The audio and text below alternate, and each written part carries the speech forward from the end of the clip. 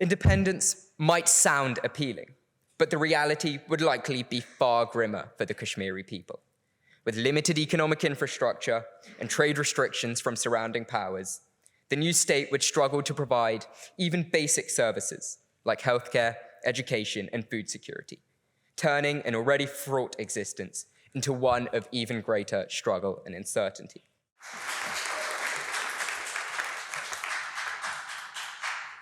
I would like to begin by offering my thanks to you, Mr. President, for the opportunity to speak on this important motion.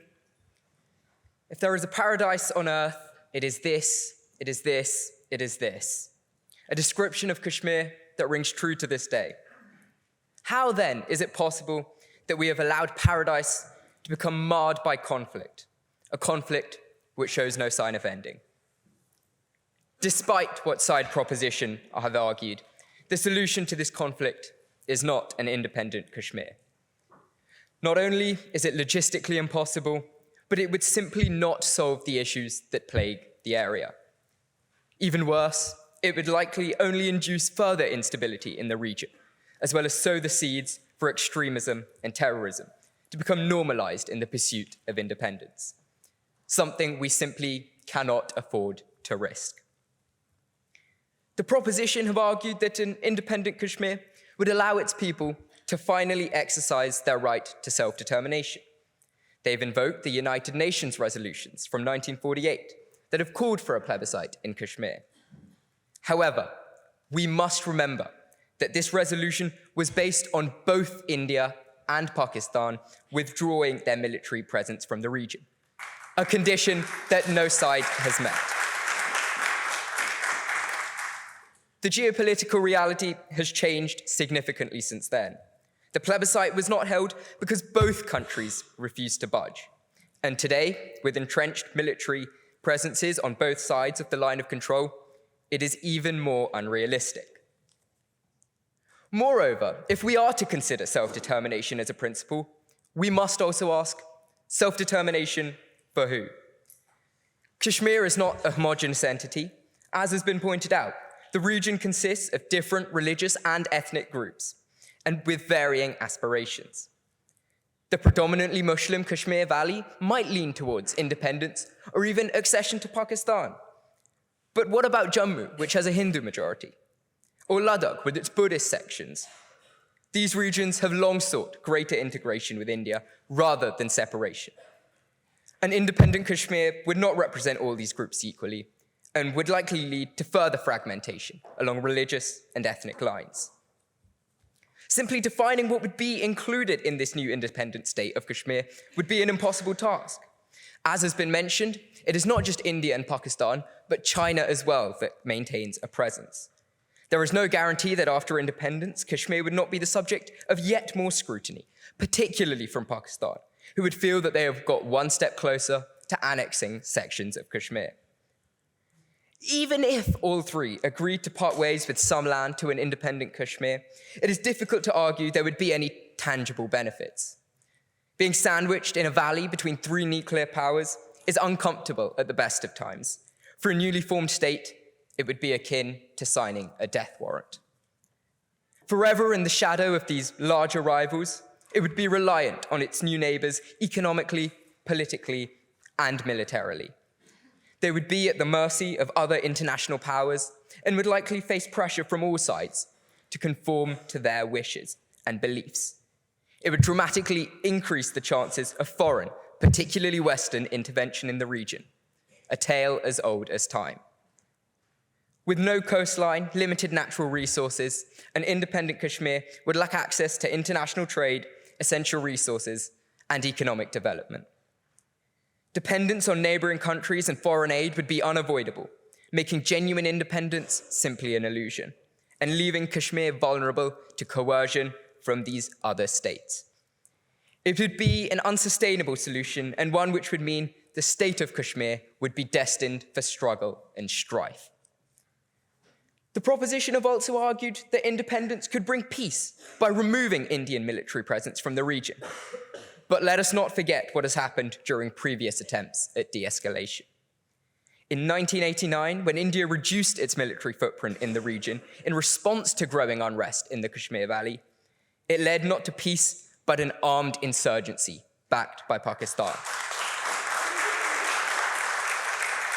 This insurgency quickly spiraled into one of the bloodiest conflicts in South Asia's recent history. Thousands of civilians were killed and displaced during this period, including Kashmiri Pandits who were forced into exile from their ancestral homes. It would also be remiss of me not to mention the issues that a potentially independent Kashmir would raise with respect to Khalistan. For those of you unaware, the Khalistan movement refers to the name proposed by some for an independent Sikh state, a movement most prominent in the 1970s and 80s. It culminated, of course, with the assassination of then Prime Minister Indira Gandhi by Sikh bodyguards following her orders to evict armed separatists from the Golden Temple in 1984. Only last year, however, there was a flare-up after the supposed murder of a Canadian Sikh terrorist, prompting fears that this dangerous can of worms might yet be reopened. You do not need me to tell you that allowing Kashmiri independence would simply add fuel to the Khalistani fire. We must not ignore that granting independence to one state sets a naive, irresponsible, and downright dangerous precedent, signaling to separatist groups elsewhere that armed struggle leads to autonomy. Granting independence to Kashmir could encourage a wave of similar demands across India, beginning with Khalistan, destabilizing the country and endangering innocent civilian lives in the future. As the proposition have noted, in 2019, Article 370 was revoked by the Indian government. Only time will tell whether this revocation will have the intended effect. I, for one, believe that acknowledging the unique nature of the Kashmir region is integral to constructive debate. What is important, however, is that regardless of whether or not you agree with Article 370, independence is simply not a feasible alternative. One of the great sources of both national and personal pride is the secular nature of India, a fact that is enshrined in the Constitution from the partition of 1947. No other country can claim to house and represent such an amalgamation of cultures, traditions, and beliefs. Why then would we seek to break this apart and destroy the very essence of India? Finally, let us consider what kind of government might emerge in an independent Kashmir. The proposition might argue it will be democratic governance, but history suggests otherwise. When Sheikh Abdullah first advocated for greater autonomy within India, he was jailed by Nehru's government. Later attempts at democratic reforms were similarly thwarted, leading many disillusioned groups towards militancy instead. Given this track record, how can we expect democracy or stability under conditions far more volatile than before? We would only have ourselves to blame for igniting a powder keg of ethnic and religious tensions. Independence might sound appealing, but the reality would likely be far grimmer for the Kashmiri people.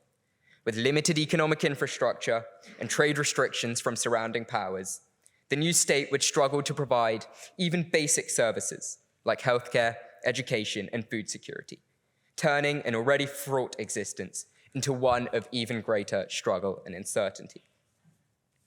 Kashmir's people have endured an unimaginable hardship, but independence is not the path to their liberation. Instead, we should be pursuing constructive solutions, economic support, political representation, and human rights protections within existing frameworks. Can you clarify, do you support the right of self-determination? If you believe in the beauty of Kashmir, if you wish for prosperity in the region, and if you hope for peace and stability across all of India, then join me in voting in opposition to this motion.